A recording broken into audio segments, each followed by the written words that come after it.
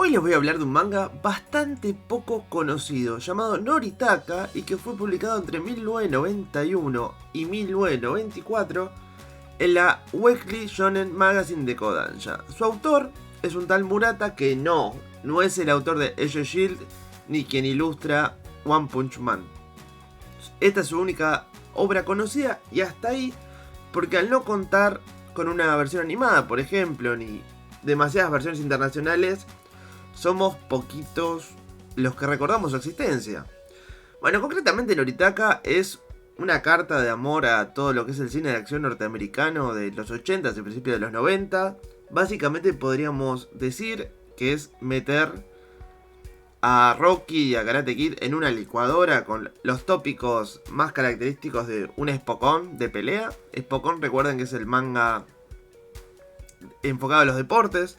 En este caso sigue, por ejemplo, los lineamientos, no sé, de Rinno Kakeru, de mangas clásicos enfocados en el boxeo y en las peleas, que hoy en día tienen sus exponentes en casos como Baki.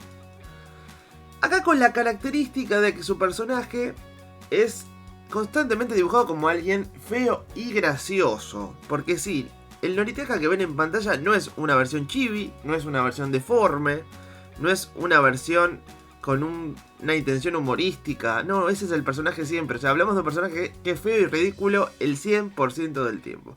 ¿De qué trata la trama? Bueno, concretamente Noritaka, como se pueden imaginar, es el loser del curso, está enamorado de la chica linda, como siempre. Y cuando intenta ingresar en el club de boxeo para impresionarla, termina siendo bulineada por personas con un estado físico y con más actitudes de él, el cual es completamente inoperante por un deporte, o eso se cree. Es una persona sin motivaciones reales, bastante pajero, bastante flojo, bastante cobarde, que no puede estar un segundo sin hacer el ridículo. O sea, es un personaje de comedia básicamente Noritaka. Pero después de sufrir tremenda humillación cuando intenta defender a esta chica de un agravio, termina cayendo en el club de Muay Thai, el cual está compuesto únicamente por 2 personas, y es una casucha toda destartalada ahí en los terrenos de la escuela. Compuesto justamente por otro chico de origen tailandés.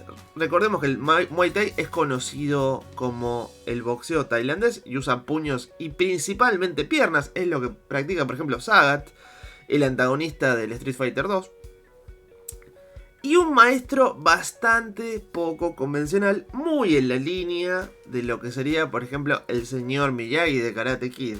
Entonces, siguiendo justamente esta notoria influencia que aparte se alude constantemente con guiños y chistes y referencias a la cultura pop norteamericana de esas décadas, como les dije antes, Noritaka va mejorando como guerrero, sorprendentemente, nunca abandonando esta faceta de payaso y de perdedor, y finalmente logrando acercar a esta persona que lo humilló en primer lugar. Después, el resto de los 18 tomos que lo componen, lo cual es una métrica bastante común en los mangas, estaría compuesto por esta misma narrativa, siempre con un desafío mayor. Noritaka se monta en un huevo a alguien y ese alguien lo desafía a una pelea en 10 días. Esos 10 días Noritaka hace algún tipo de entrenamiento extravagante y finalmente se prepara, siempre quedando como un idiota a lo último. O sea, derrota a los enemigos de una forma que requiere mucho esfuerzo, mucho ingenio y donde suele salir bastante lastimado,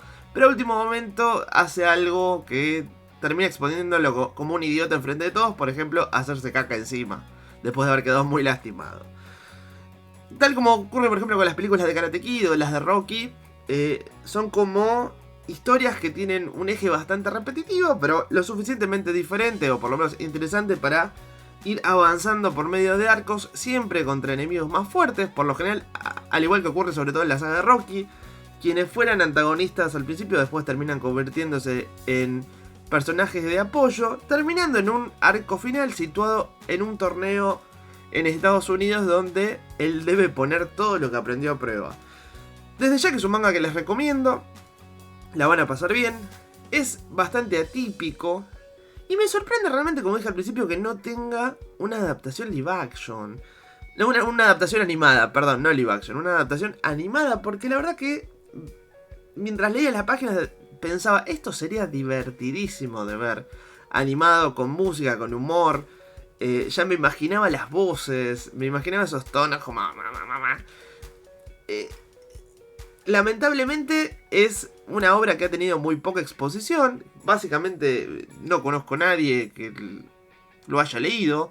En mi caso particular, llegué a ella por medio de los saldos. ¿Qué son los saldos? Bueno, básicamente, por lo menos en mi país, Argentina, suelen llegar restos de cómics y de tomos de manga que no se venden en otros países, o mismo que no se venden acá en Argentina, que sobran, digamos, que quedan en los depósitos sin venderse, entonces los rematan por muy poca plata. Y había una época, hace unos cuantos años, cuando la economía acá estaba un poco mejor, donde uno de mis hobbies era justamente recorrer las librerías donde tenían una mesa de saldos y ver qué había. Así, por ejemplo, hice un grueso muy importante de la colección de cómics que después les cuento en los videos de cómics en el recuerdo. Y en menor medida hay algunos mangas que también tuve la suerte de conocer de esa manera. Obviamente después fui rastreando los que faltaban. En el saldo siempre había algunos números muy puntuales y muy dispersos, nunca el número 1, porque el número 1 de cualquier colección generalmente es el que más se vende y del que menos hay. Y me terminaron faltando algunos que no pude rastrear, más porque esto se editó en los 90 de la mano de la editorial Cleant y después nunca nadie más lo volvió a tocar. Y bueno, como me imaginarán, terminé de leer la historia por medio de internet, donde invariablemente está absolutamente todo. Así que resumiendo, para los que lo hayan leído, me gustaría que me comenten su experiencia, qué les gustó, si recuerdan algún momento particularmente divertido, y los que no, si están en busca de algo diferente, que salga un poco de los tópicos y que los haga reír, y que también tenga cierto grado de veracidad, porque todo lo que él aprende son artes marciales reales. O sea, también tiene esa cuota de... Si bien tiene cosas fantásticas, también tiene esa cuota de veracidad como películas como Karate Kid, que siempre roza entre la realidad y el delirio, ¿no? Pero tiene ese encanto que tanto caracterizaba la narrativa de los 80. Donde se prepondera el esfuerzo físico, la estrategia. O sea, si tienen ganas de eso, salir un poco del shonen actual tan por ahí exagerado, se lo súper recomiendo. Así que bueno, sin nada más que decir, me voy despidiendo. Como siempre les voy a pedir un like si les gustó, que me ayuda muchísimo a que este contenido se prepondere mejor en los algoritmos de YouTube. Y si da la casualidad de que este es tu primer video en el canal de Papalopoulos, te recomiendo que te suscribas, así te llegan el resto de los que componen esta hermosa serie que he decidido llamar Mangas en la Memoria. Hasta la próxima.